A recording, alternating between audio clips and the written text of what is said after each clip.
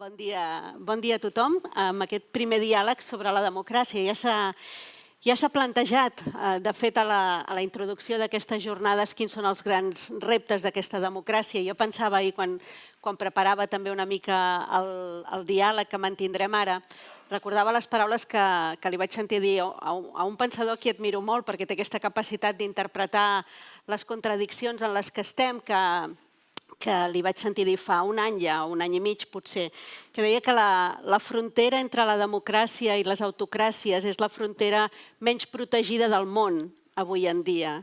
I aquesta idea de desprotecció que en certa manera està canviant la Unió Europea, no només la democràcia, està canviant la Unió Europea, la percepció que tenia la Unió Europea d'ella mateixa, la relació amb els seus veïns. Venim d'un cicle electoral del 2024 que ens ha deixat una democràcia a nivell global, però potser també a nivell europeu, una mica més masegada, una mica més erosionada. I en aquesta anàlisi de la democràcia que tindrem avui, de l'estat de la democràcia, sobretot d'aquesta crisi, no vull parlar de crisi institucional, però sí que és veritat que estem en un món, també s'apuntava, molt més emocional i probablement menys institucional, perquè hi ha una erosió en les institucions, en la confiança de les institucions. Avui tenim la sort de comptar amb dues persones a qui també admiro molt per aquest debat. Una és la Manuela Carmena, que ja ens l'han presentada, exalcaldessa de Madrid, presidenta de la Fundació Cuidar la Democràcia. El tema clau de la conversa d'avui. És una persona innovadora, una gran emprenedora social, ha mantingut una activitat docent i pedagògica constant per repensar i per humanitzar la justícia. És autora de diverses publicacions, entre elles un llibre que es diu Crónica de un desorden, notas para reinventar la justicia i por qué las cosas pueden ser diferentes. Actualment, com dèiem, és presidenta d'aquesta Fundació Cuidar la Democràcia. I també tenim a Daniel Innerarity, que és titular de la Càtedra d'Intel·ligència Artificial i Democràcia de l'Institut Europeu de Florència. Ell és catedràtic de Filosofia Política a la Universitat del País Basc i també és autor d'un munt de llibres, entre ells Una teoria de la democràcia compleja, que es continua fent més compleja cada dia, probablement, i una teoria crítica de la intel·ligència artificial, on està dedicant ara la seva recerca. Ha rebut, entre altres premis, el Premi Nacional d'Assaig, el Premi d'Assaig Eugenio Trías, el Premi Príncep de Viana de la Cultura i el Premi Nacional de Recerca en Humanitats de l'any 2022. Muchísimas gracias a los dos, es un honor. Muchas gracias a ti y a vosotros, a todos. Pues vamos a empezar por el diagnóstico. Ya sé que todos somos, o quizá uno de los males de Europa es que somos expertos en diagnósticos y nos cuesta un poco más después llevar a cabo los cambios, pero empezaría por Daniel, ya que él teoriza muchísimo sobre este estado de la democracia compleja. ¿En qué momento estamos en esta crisis democrática? Sí, yo teorizo muchísimo, pero, bueno, buen día a tothom, pero yo teorizo muchísimo, pero a mí lo que me hubiera gustado es ser alcalde de mi pueblo. Y mis paisanos no lo quisieron, por eso yo a Manuela le miro con muchísima envidia, ¿no? Hoy quedará claro lo que se perdieron, digamos. Sí. Bueno, entonces, como no salí alcalde de mi pueblo, pues me dediqué a hacer teoría de la democracia, ¿no? Entonces, por muchas vueltas que le doy, sabéis que hay muchísimos rankings de cómo está la democracia, y también hay think tanks que, de acuerdo con su modelo ideológico, conceden más importancia a unos factores que a otros. Yo tengo un ranking personal que es el siguiente. La salud de la democracia depende de cómo tratamos a la oposición. En la historia de la humanidad, en los miles y miles de años que ha vivido el ser humano sobre la Tierra, siempre hasta antes de ayer, el que conseguía el poder no lo soltaba y además lo ejercía ilimitadamente en el tiempo y en el espacio y en las competencias, ¿no? La democracia es un invento que contradice esa tendencia natural a cogerlo todo y para siempre. Y lo que hace es poner un límite de tiempo, un ámbito de competencias para los cuales tienes legitimidad y el resto no. Gobiernos hay en todas partes, todos los países tienen su gobierno. Lo que hay es muchos países donde no hay oposición, o donde la oposición es una posición solamente aparente, ¿no? Con lo cual yo diría, la gran sabiduría de la democracia y lo que nos permite identificar una democracia de calidad es el modo como trata a la oposición. Una oposición que tiene que tener un lugar, un espacio, un respeto y a la que se le debe dar la posibilidad de acceder al poder.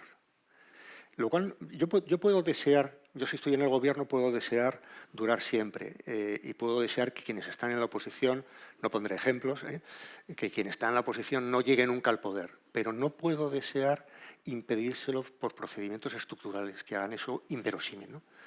Yo diría que esa es la clave de la situación. Entonces, cuando no hay eso que sea tan importante que se ha denominado el consenso de los perdedores, ¿no? Cuando el perdedor declara al ganador ilegítimo o cuando el ganador bloquea, no es que dificulte el acceso al poder, que eso es lo que tiene que hacer, sino que bloquea la posibilidad de que la oposición llegue al gobierno, ahí es cuando tenemos una democracia debilitada.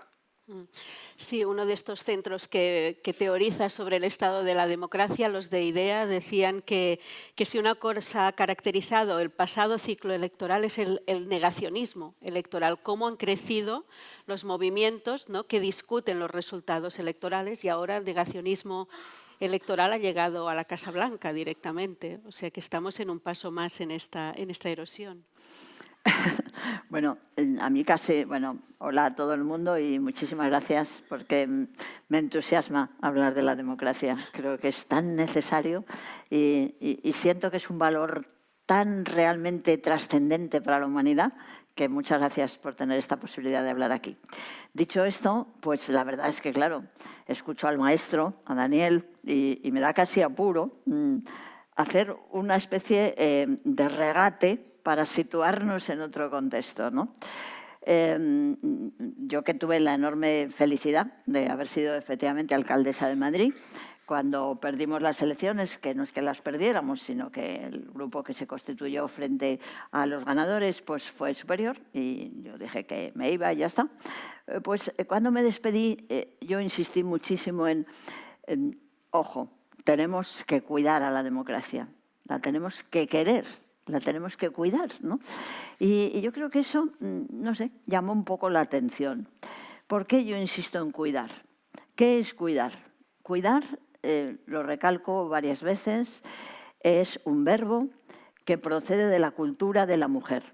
No es que sea una función de las mujeres, pero sí es de la cultura de las mujeres. Cuidar significa conseguir que aquello que cuidamos pueda cumplir sus objetivos esenciales, ¿no? ¿Qué es lo que cuidamos? Estamos acostumbrados, nosotros cuidamos a nuestros amores, cuidamos a los amigos, cuidamos la planta que nos han regalado, cuidamos a ese bebé que de la noche a la mañana tenemos en nuestras manos, ¿no? ¿Cómo cuidamos? Pues para cuidar lo más importante que hay que hacer es analizar, es ver cómo está lo que cuidamos, ¿no?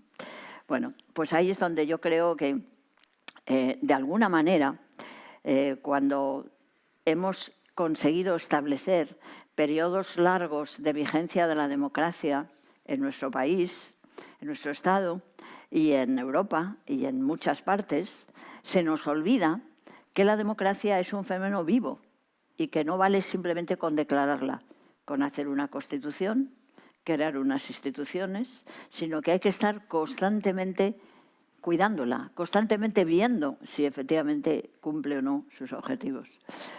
Entonces, ahora mismo yo diría que el proceso de nuestra democracia precisa de unas transformaciones absolutamente esenciales, porque la democracia que tenemos no es la que necesita el siglo XXI.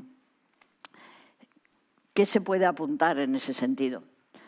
Yo creo, y ahí voy a coger un poquito la línea que ha abierto Daniel, cuando Daniel critica la actitud o entiende que una manera de evaluar el nivel de calidad de la democracia es cómo se comportan los gobiernos con su oposición.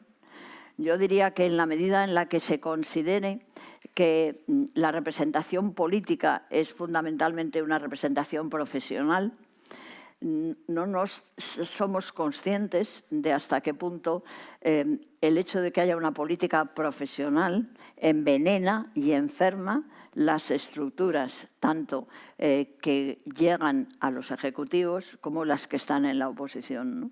Porque, entre otras cosas, no podemos olvidar que para las personas que están en la oposición, el haber perdido el gobierno puede significar en muchos casos haber perdido su trabajo, si estamos hablando de políticos profesionales.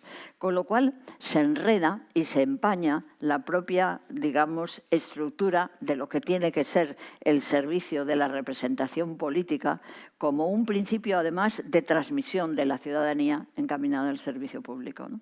En síntesis, cuando yo hablo de analizar, digo, la analizamos y no nos vale el modelo. ¿Qué es lo que nos está estorbando en el modelo? La concepción de los partidos políticos, fundamentalmente, digamos, cubiertos por profesionales de la política. Uno, yo creo que ese es uno de los elementos esenciales que envenena la estructura de la democracia actual. Dos, el discurso político de la democracia, ¿no?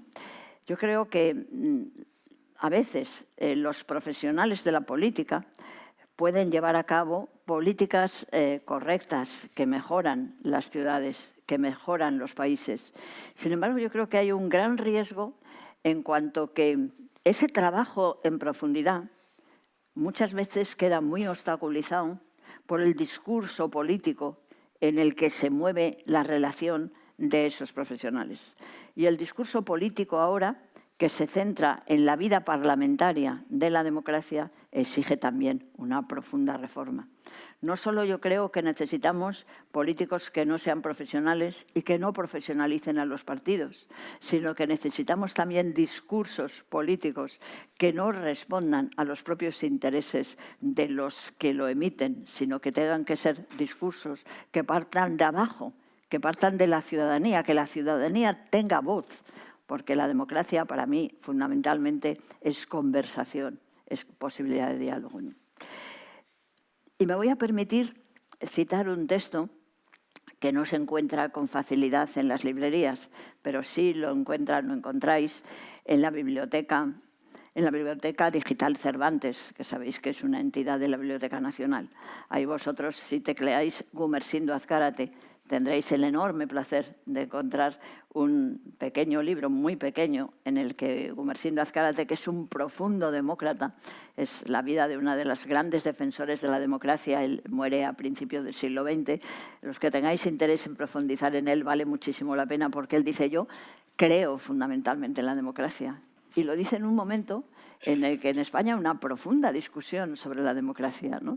En la que la Iglesia Católica, a través de la encíclica de Pío IX, no está mal que lo olvidemos, la encíclica Syllabus, ha considerado que la democracia es fundamentalmente un motivo de excomunión, porque considera que es una herejía la democracia, ¿no? Es decir, que estamos viviendo en los finales del siglo XIX una tormenta ideológica entre los que creen y defienden la democracia a capa y espada y los que la están cuestionando desde la ideología, desde los sentimientos, etcétera, etcétera, ¿no?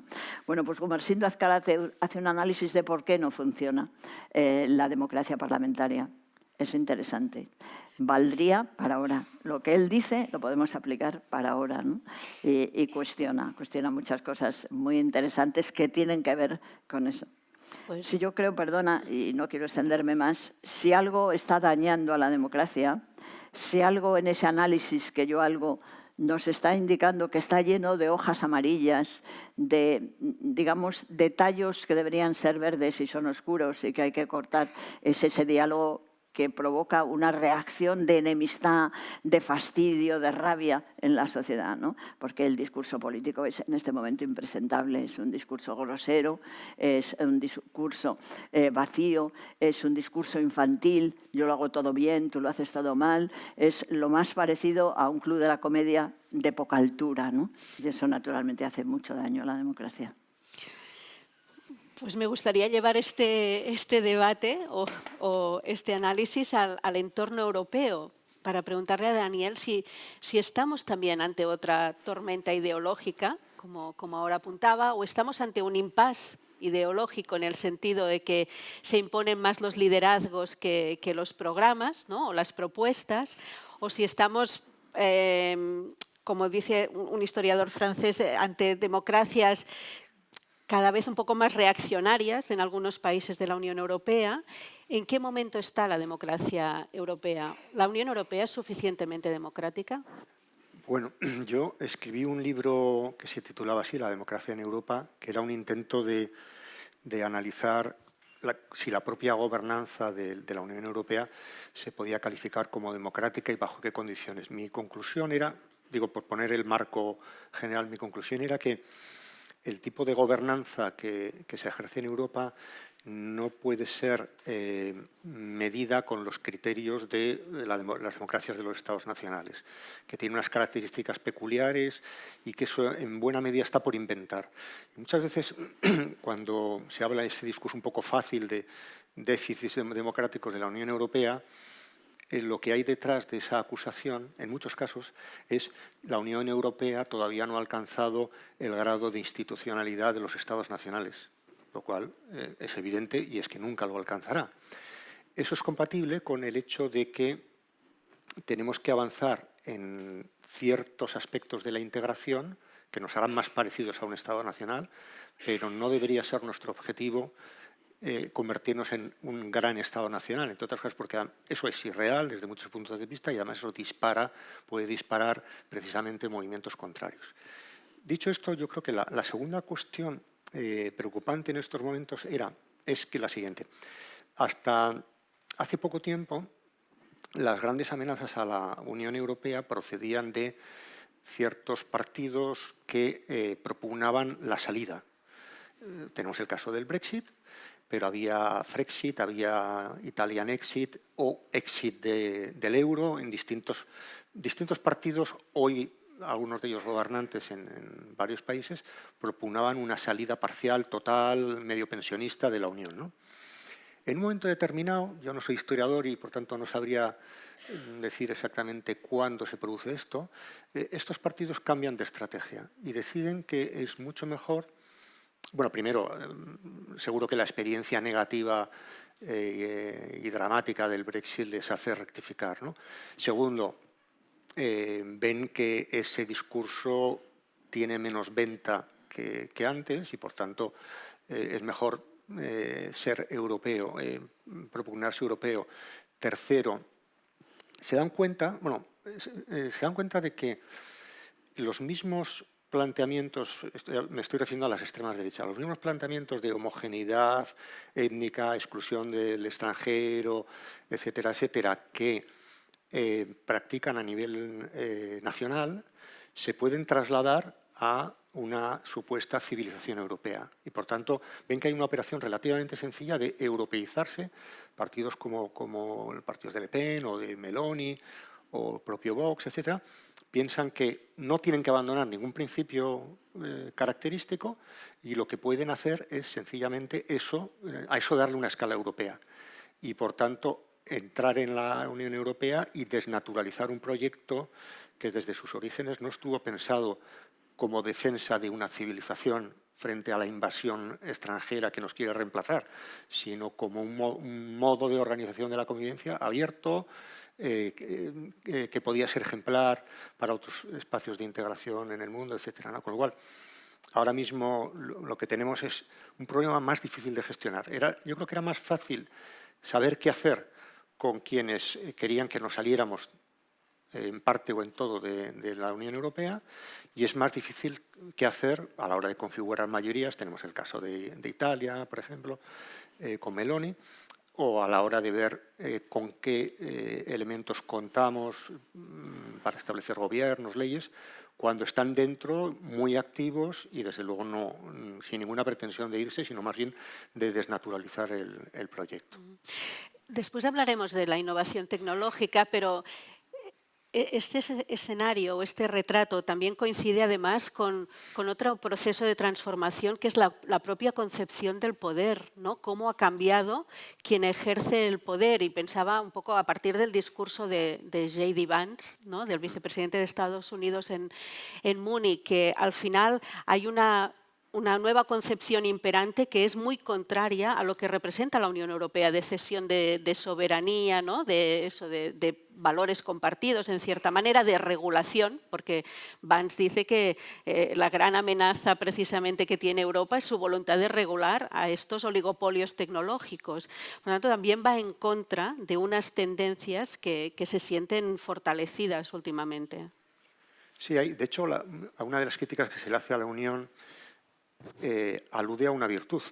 La crítica es la lentitud, los debates interminables. Tú conoces mejor que yo el Acta Europea de Inteligencia Artificial, 4 años de discusión, 2 de implementación, estamos hablando de 6 años. Luego, las enormes capacidades de veto que hay en Europa para cualquier cosa, para ponerse de acuerdo, esa voluntad de integrar a todos y, por tanto, que el voto, que rija la unanimidad. Europa es un sistema anti-unilateralista por definición, que detesta...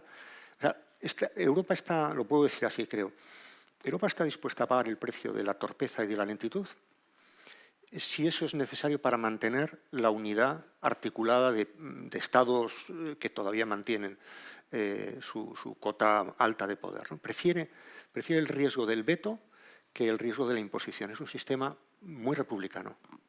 Pero claro, eso genera... Esa es precisamente nuestra gran diferencia con lo que representa Vance, ¿no?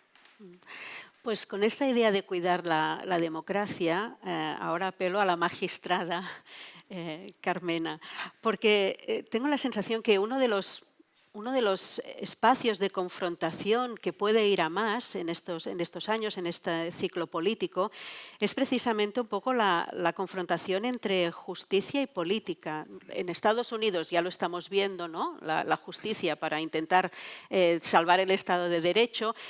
Ahora en la Unión Europea tenemos el caso de Rumanía, donde hay realmente también una intervención clara, ¿no? del Constitucional en un proceso democrático. Lo hemos visto en Italia, ¿no? Los jueces parando las intenciones de Meloni de abrir centros en Albania. Por tanto, la justicia se convierte también, ¿no? en un espacio de defensa de la democracia en este caso. Sí, la verdad es que querida moderadora, son tantos temas Ya. que de alguna manera tendríamos que ordenar un poco, ¿no? A mí me parece que uno de los grandes déficits de la democracia en la democracia europea es que de nuevo es una democracia muy vertical y muy poco horizontal, ¿no?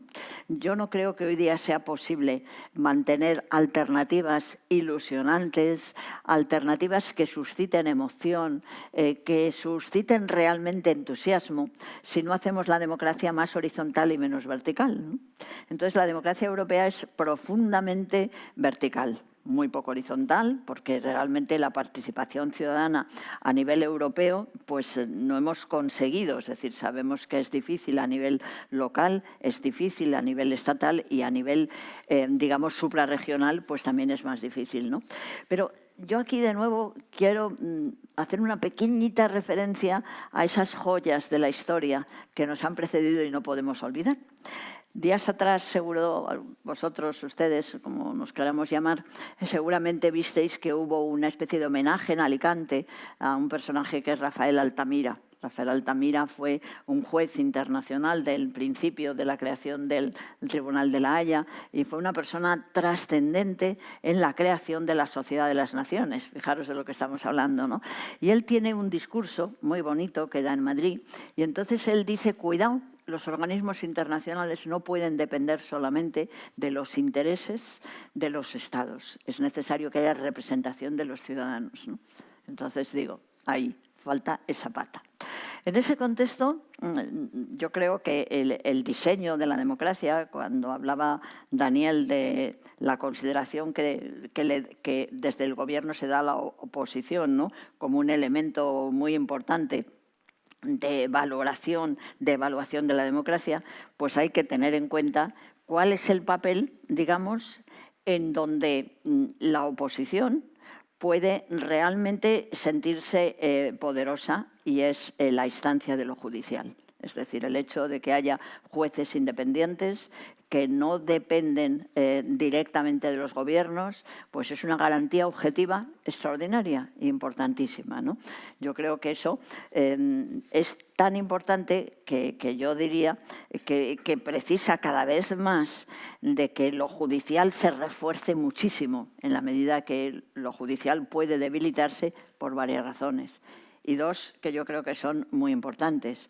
Una es la represión directamente, por lo que yo veo, lo que se está viviendo en Estados Unidos. Desgraciadamente, no tengo unas noticias fidedignas, pero creo que los intentos de los impeachment, los intentos de que desde el Ejecutivo se haya dicho que hay que acabar con esos jueces, que esos jueces no deben seguir siendo jueces, es pavoroso, porque es una manera de emplear la represión directamente contra ese gran poder de limitar los poderes del gobierno, de limitar el poder absoluto, que es efectivamente lo judicial. Ese es un riesgo, pero hay otro, y es la utilización partidaria de la actividad judicial, que es tan degradante, o no sé si tanto, pero es muy peligroso para ejercer la independencia judicial como tal. Y ahí es donde yo creo que es necesario diseñar mucho cómo los jueces deben controlar a la política. Y nos falta profundizar en muchísima intensidad. Me vais a perdonar que cite, yo qué sé, personajes, pero yo creo, dentro de lo que significó la transición en Sudáfrica, a mí me parece que es, no sé, muy sorprendente cómo hay un personaje extraordinario, que es un magistrado del Tribunal Constitucional africano, que formó parte del mismo partido que Mandela, que es, bueno, era el partido del Congreso Nacional Africano, como sabéis. Cuando Mandela llega al poder, pues se nombra a esta persona, que ahora mismo no me acuerdo el nombre, luego os lo diré, le nombra magistrado del Tribunal Constitucional. Y este hombre dice una cosa muy importante. Dice, yo como miembro del Tribunal Constitucional, que es un tribunal político, que es una cosa muy importante, ya sé que a lo mejor es mezclar un poco las cosas, pero los tribunales políticos tienen que ser, los tribunales constitucionales tienen que ser políticos, pero no partidarios. Él dice, yo como miembro de un tribunal político no partidario, sé que mi obligación en ocasiones va a ser precisamente censurar a lo que haga Mandela, a lo que haga el gobierno, ¿no? Cuando era alguien de Mandela, pero que asumía que la relación entre justicia y poder tiene que ser política, porque política es todo, pero no partidaria. Muy bien.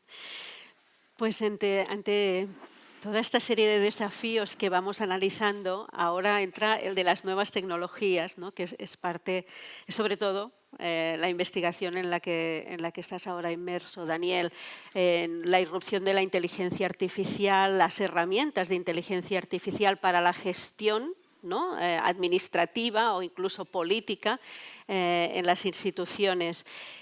¿Qué significa eso para la democracia, ¿no?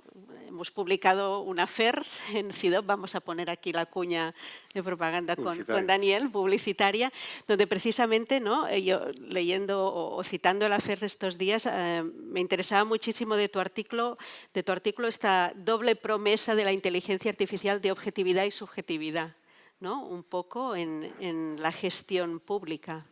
Sí, la inteligencia artificial promete objetividad, es decir, promete identificación de los intereses reales de la gente sin sesgos ideológicos, pero no lo cumple, porque de hecho está lleno de sesgos aquello, ¿no? Y por consiguiente hay un primer elemento que se puede perfeccionar, pero es una promesa a medias, ¿no? Y la otra, o sea, promete la detección singularizada de los intereses y preferencias de las personas, y por otro lado promete objetividad, porque es una tecnología aparentemente neutra, en lugar de los grandes debates ideológicos en estos momentos de polarización. Aquí tendríamos un aparato, un gran dispositivo que resolvería las cuestiones sin sesgos ideológicos. Esto tampoco es verdad, ¿no? O sea, estas dos promesas no las cumple, ¿no?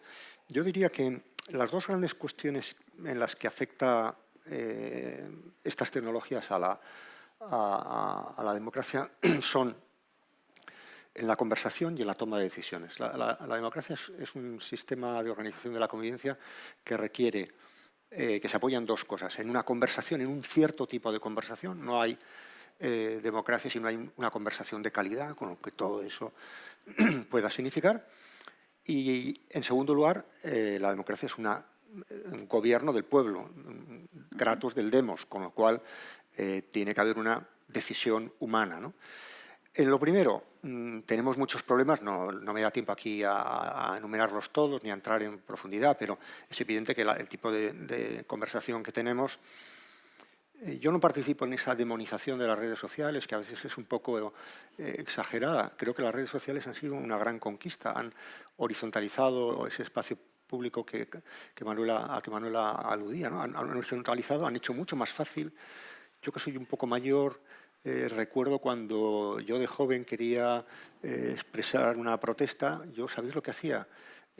Bueno, podía hacer pintadas y manifestaciones, pero un recurso muy fácil era escribir una carta al director del periódico. Aquí hay gente que no sabe lo que es ni un director de periódico ni una carta, ¿no? Pues era una cosa que te ponías en la máquina, escribías, ponías un sello. ¿Sabéis lo que es un sello? ¿Sabéis? Bueno, la mandabas y dependías de la voluntad del director, que generalmente era 1 o 2 por provincia, unos caciques que decidían si aquello era interesante o no. Ese filtro nos lo cargamos con las redes sociales y yo creo que esa ganancia no deberíamos renunciar a ella y tirar el niño con el agua sucia, ¿no? No, el niño hay que proteger, que es la capacidad de expresión. El agua sucia es que todo esto nos ha metido en un ruido enorme con una conversación de mala calidad. Lo segundo es la toma de decisiones. Hay que saber para qué tipo de cuestiones las máquinas son mejores que los humanos y para qué tipo de cuestiones los humanos somos mejores, ¿no? Y yo aquí la definición que encuentro más satisfactoria es la idea de hay ciertos tipos de problemas o ciertas partes de problemas que requieren muchísimos datos, que hay muchos datos disponibles, las soluciones son binarias, el input, el output está claro y no hay gran ambigüedad. Pues en ese tipo de decisiones, mejor que las máquinas lo hagan, ¿no? Hay otro tipo de decisiones que se suelen llamar problemas salvajes, ¿no? Problemas salvajes es aquellos problemas, supongo que una alcaldesa se encuentra, tú te habrás encontrado en tu trayectoria problemas que eran cuestión de datos, denme datos y un expediente y un funcionario, ¿no? Y hay otros problemas salvajes que decía Obama que a él solamente le llegaban en forma de cuartilla, algunos problemas, no muchos, que no habían sido resueltos en la larga cadena de mando hasta él, ¿no? Esos eran los problemas salvajes, ¿no? ¿Invadimos Groenlandia o empezamos por Panamá? Eso es un problema salvaje, ¿no? Pero hay otro tipo de cosas que no... Entonces, yo creo que esa delimitación nos puede ayudar para no equivocarnos, no poner la tecnología a resolver cosas que no puede más que estropear, ¿no? Pues entonces me gustaría preguntaros cómo innovamos la democracia, cómo innovamos, por ejemplo, a nivel local para ganar horizontalidad, para ganar confianza institucional.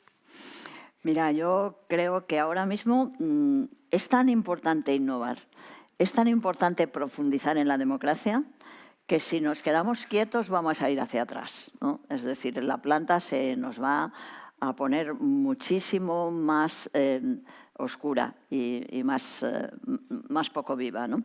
Por ejemplo, para mí me parece que algo importantísimo es dar representación por votación absolutamente, digamos, bien hecha, pero generar órganos de participación ciudadana por votación, es decir, por sondeos, por votación, ¿no?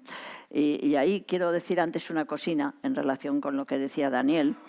Yo creo que es muy importante cuando la inteligencia artificial nos produce ahora una serie de datos enormes, ¿no? pero a su vez nos muestra lo desnudo que estamos en los datos, porque yo el otro día pregunté en relación con este terrible asesinato que ha habido de una educadora en Badajoz por unos menores que estaban allí, ¿no? Y pregunté a la inteligencia artificial, ¿está aumentando la violencia entre los menores?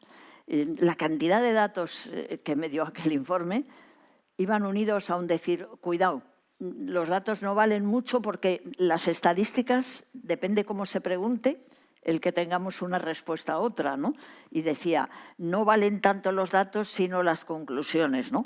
Es un poco como la sensación de decir, lo que vale son las palabras. Y vuelvo a lo que decimos, insisto, la conversación ahora mismo no puede ser desplazada por las decisiones basadas en datos, porque los datos que tenemos están muchas veces afectados por las ausencias de profundidad en las conversaciones. Con lo cual yo creo que es imprescindible que desde lo local hagamos lo posible para que la representación ciudadana no sea solamente la que se lleva a cabo cuando se producen las elecciones generales, sino hacer una representación por sondeos, por sorteo, de que los ciudadanos tengan que estar en determinadas ocasiones diciendo lo que piensan, de lo que se hace en las políticas públicas, de lo que se debería hacer, de la exigencia de sus correspondientes pretensiones, ilusiones, lo que sea, ¿no? Y vosotros diréis, bueno, pero para eso están los movimientos ciudadanos, para eso está la participación a través de los colectivos, de vecinos, de barrios, de los...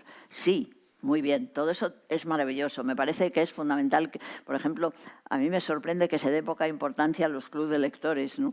Que es una organización que se está generalizando y para mí me parece que es una joya y que hay que conectar desde lo local porque es buenísimo. Todo eso muy bien, pero también a esos ciudadanos que piensan, que van en el metro, que trabajan, pero que nadie les pregunta, ¿y tú de esto qué piensas? ¿Y sobre esto qué harías?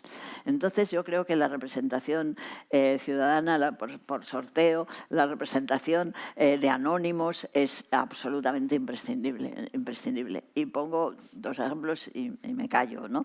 De dos representaciones por sorteo que funcionan extraordinariamente bien en nuestra sociedad. Una es la administración electoral. No nos damos cuenta que la administración electoral se hace por absoluto sorteo. En otros países no se hace así. Hay personas encargadas, funcionarios de la administración electoral. Aquí no. Es decir, cuando yo era jueza, jovencilla, y me tocó plantear, yo estaba entonces de jueza en el Escorial, y me tocó plantear cómo poníamos en marcha, porque el juez es el representante de la Junta Electoral, cómo poníamos aquellas elecciones. Me parecía imposible, ¿no? Bueno, pues funciona extraordinariamente. Y un día una persona absolutamente anónima dirige una junta electoral. Y no es nadie, pero ese día es la autoridad, ¿no? Yo creo que eso es muy hermoso y es algo así como que nos indica ese sustrato bueno para la democracia. Y dos es el jurado. El jurado, cuando entró en España el jurado, mucha bronca, tal, no sé qué. ¿Por qué nadie habla de ello? Porque funciona. Yo he dirigido muchos jurados y he visto la maravilla que es cuando los ciudadanos llegan allí nerviosos, incómodos, sin saber y cómo es la diferencia cuando salen del jurado, porque se dan cuenta de que han sabido hacerlo, como no. Es simplemente decir un juicio, decir un criterio. No sé, yo la representación por sorteo me parece imprescindible en lo local para que haya, de verdad, mucha conversación. Es que tenemos que conseguir que haya mucha conversación, muchísima, desde abajo. Tenemos que, de verdad, trabajar en la democracia horizontal. Hay otra cosa más que también es imprescindible, y no solamente hay que pedir opiniones, pedir sugerencias, hacer valoraciones, hay que dar capacidad de gestión al horizontal. Estamos muy acostumbrados a hablar de lo que se llama en lo local la colaboración público-privada. Naturalmente vamos a hacer una carretera y no hacemos una convocatoria de albañiles para que hagan la carretera, sino que llamamos a una empresa para que haga la carretera, ¿no? Bueno, todos sabemos y aceptamos la colaboración público-privada. Pues hay que ir a la colaboración público-social. La ciudadanía tiene que colaborar directamente en la gestión, es decir, tiene que tener capacidad de gestionar áreas con presupuesto directamente ellos. la gestión de la cooperación público-social. No me extiendo más porque por respeto. Ya que hablabas del metro, me acordaba de un ejemplo que suelo poner cuando explico el tipo de problemas que la inteligencia artificial puede gestionar y cuáles no. Hay una escena de La hora más oscura de esa película de Churchill. Siento poner un ejemplo bélico en estos momentos. No pasa nada. Pero Churchill está presionadísimo por el Partido Conservador para firmar un armisticio con Hitler, y todos los expertos, todos los sabios, todo el aparato del Estado le dicen que lo firme. Él, en medio de esa angustia, hace una encuesta muy peculiar, que es bajar al metro, fumarse un puro en el metro y preguntar a 7 personas muy variadas qué opinan. Y entonces, bueno, ahí hay un ejemplo de cómo... esto es un problema salvaje, o sea, firmo un armisticio, cedo a Chamberlain o voy a la guerra. O sea, eso es una decisión dramática que podría haber cambiado el sentido de la historia si hubiera sido otra, ¿no? Bueno, yo diría que hay varias cosas que tenemos que democratizar. Voy a poner 7 ejemplos nada más. Simplemente los enunciaré, ¿no? Que son instituciones que se están protegiendo apelando a su naturaleza específica, no democrática, para rechazar ciertas formas de democratización que no son la democratización electoral en el sentido político, pero que se le parece. El trabajo, el mundo del trabajo. El mundo del trabajo tiene que ser más democrático. Yo formo parte de una comisión del Ministerio de Trabajo ahora que estamos precisamente discutiendo sobre este asunto de la democracia en la empresa. Alguien dirá, no, es que la empresa, yo he puesto aquí mi dinero y no tengo por qué someterme. Bueno, vamos a ver qué tipo de empresa y qué puede significar participación de los trabajadores según la empresa de que se trate, etcétera. Pero el trabajo es el primer espacio de cooperación, reconocimiento ciudadano en el que una siente que lo que hace tiene un efecto en lo común. Y por tanto, o hay unas buenas condiciones de trabajo, o si lo que tenemos es precariedad, falta de reconocimiento, explotación, autocracia, eso genera desafección, eso genera abstencionismo, y de hecho tenemos un gran problema en todas las democracias, y es que los trabajadores o votan poco o ya están votando a partidos de extrema derecha, ¿no? Segundo, el tema del dinero. Hay que democratizar el dinero en el sentido de los bancos centrales. O sea, los bancos centrales muchas veces apelan a que ellos no son instituciones electas directamente, pero eso no significa que no tengan que rendir cuentas. En fin, hay todo un debate ahí muy interesante. Otro, el tema de los algoritmos. Acaba de aparecer todo este mundo. Yo hablo de que hay que hacer un parlamento de algoritmos. Hay que meterles en el parlamento, en un sentido metafórico, pero profundo. La monarquía. Hay que republicanizar la monarquía. Ya que no la podemos eliminar, hoy por hoy no parece que haya una alternativa viable, lo que sí se puede hacer, y yo lo he propuesto, es vamos a republicanizarla. Vamos a hacer que adopte categorías del universo republicano, por tanto, que se considere como alguien que tiene que dar cuentas, etcétera, con más transparencia, etcétera. La escuela.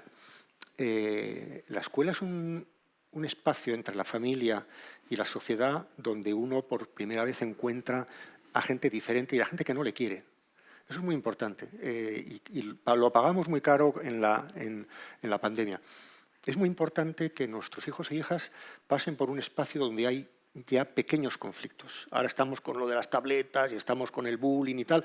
Bueno, bien, perfecto, pero es muy importante, los que tenemos hijos e hijas que han pasado por la escuela, podemos contar muchas anécdotas de cómo han entendido que el mundo no es la prolongación de la familia, ¿no? Y por eso hay una tendencia en ciertos sectores de extrema derecha de considerar la escuela como una prolongación de la familia. Esa idea de la libertad de enseñanza para que el centro esté en consonancia con los valores de la familia, en principio no hay nada que objetar, pero la cara oculta de eso es que yo quiero que eso sea una continuidad de la familia.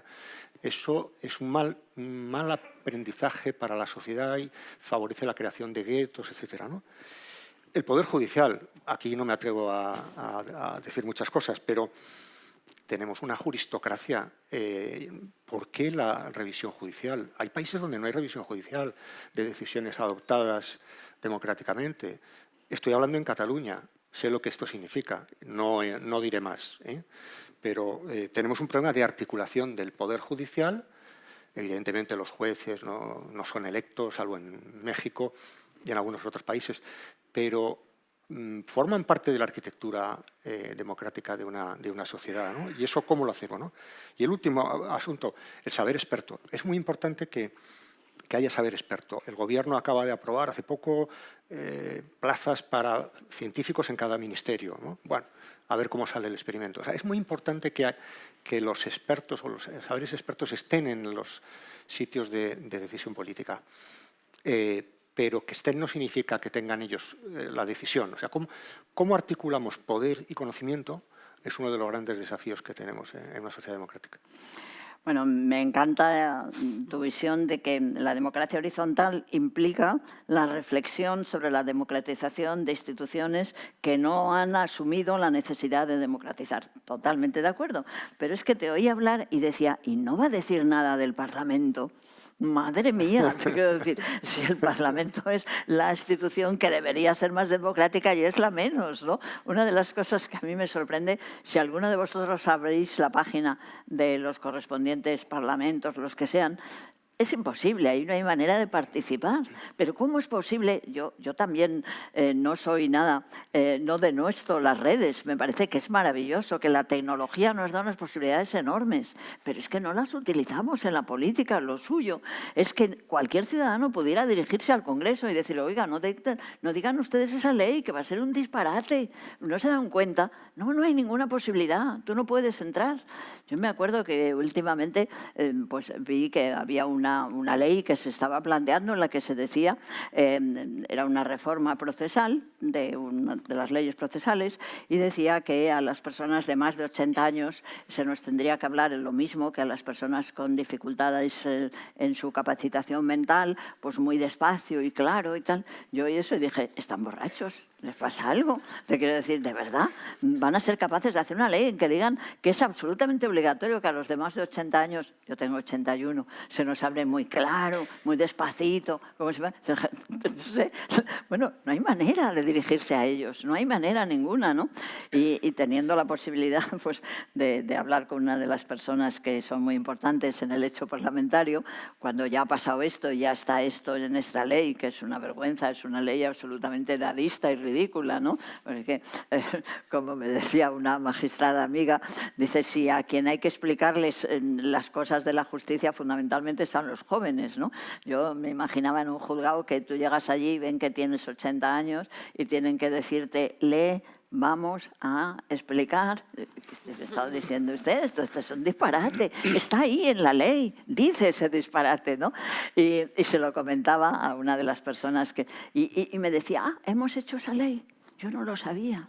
Es que es curioso, yo creo que a los políticos, a las personas que forman parte de los asientos de las diversas asambleas legislativas, si se les hiciera periódicamente un examen sobre las leyes que aprueban, no tendrían ni idea, porque nadie se entera de lo que se aprueba. Esto es un mecanismo confuso y tal. Y como yo le decía a esta persona, digo, ¿habéis metido la pata? Fundamentalmente, es una tontería lo que habéis dicho de los 80. A partir de los 65 también hay que trataros de una manera especial, no vayáis a creer solamente los 80, ¿no? Pero decía, no, si lo que hay que ver es qué hacemos con los jóvenes. Yo tengo una magistrada, amiga, y tiene que ver un poco con lo que decía precisamente Daniel, que me dice, mira, si yo el otro día entró un chaval allí en el juzgado y tal, y le dije, bueno, te voy a tomar declaración, y me dijo el chaval, ¿declaración? ¿Y eso qué es? Pues esa es la realidad de lo que tenemos, ¿no? Entonces, lo que hay fundamentalmente que democratizar son las instituciones. Vamos, todos, estoy totalmente de acuerdo. Lo de la escuela me entusiasma. En el ayuntamiento una de las cosas que hice y me gustó muchísimo era fomentar constantemente la mediación en las escuelas, ¿no? Que desde muy jóvenes los niños aprendieran a resolver los conflictos escuchando unos a otros. Bueno, y fue precioso todo lo que se hizo allí, pero hay que hacer muchísimo más. Todo eso estoy totalmente de acuerdo. Pero, Dios mío, el Congreso, que uno no pueda dirigirse directamente por las redes a los correspondientes diputados, senadores, diciendo esto sí, esto no, el criterio experto ¿Dónde están los expertos? Entonces, bueno, eso es una asignatura, pero pendiente. Después hay una mesa sobre jóvenes y, por tanto, no querría pisar, pero es que está muy relacionado todo lo que estáis diciendo, ¿no? Vi una estadística que decía que en las últimas elecciones al Parlamento Europeo solo el 36% de los menores de 25 años fueron a votar. Y cuando les preguntaban por qué, la mayoría decían que tenían esa sensación de que no sabían si su voto cambiaría las cosas, ¿no? El por qué ir a votar. Y tenía esta sensación cuando hablabas de toda esta transformación de la horizontalidad de la política, que no se trata solo de cambiar las instituciones o la democracia, sino incluso los procesos de politización, Claro. porque lo que está cambiando también en los jóvenes es cómo se politizan, ¿no? Qué los moviliza. Y al final, con una cosa casi que incides, o no sé si arreglas, ¿no? Pero que tiene un impacto directo en la otra. Bueno, yo creo que sin duda que eso es lo precioso, y yo creo que eso es que estamos en un momento apasionante. Yo creo que hay que superar el desánimo, porque cuando eres consciente de que tienes que cuidar aquello, porque efectivamente hay muchas hojas amarillas, es que tienes que imaginar. Ahora no hay más remedio que seguir adelante. Hay que hacer cosas diferentes, cosas nuevas. Hay que volcarse en la horizontalidad de la política. Es tan importante, pero al mismo tiempo es emocionante. Es realmente, yo diría, imaginemos todos. Hagamos cosas nuevas. Lo que no podemos seguir haciendo es lo mismo. Porque si seguimos haciendo lo mismo, la planta se nos va a secar. Pues una última recomendación. Mira, yo le he dado muchas vueltas al tema, y no termino de saber muy bien qué hacer, al tema de qué hay que educar a la gente o a los jóvenes o a nuestros hijos e hijas para que entiendan el valor de la democracia y de la política. Y al final he llegado a una conclusión muy elemental, que es, mira, casi todos perdemos casi siempre las elecciones. Unas veces brutalmente y otras veces, aunque ganen los nuestros tienen que gobernar con otros, tienen que llegar a acuerdos y al final no nos representan.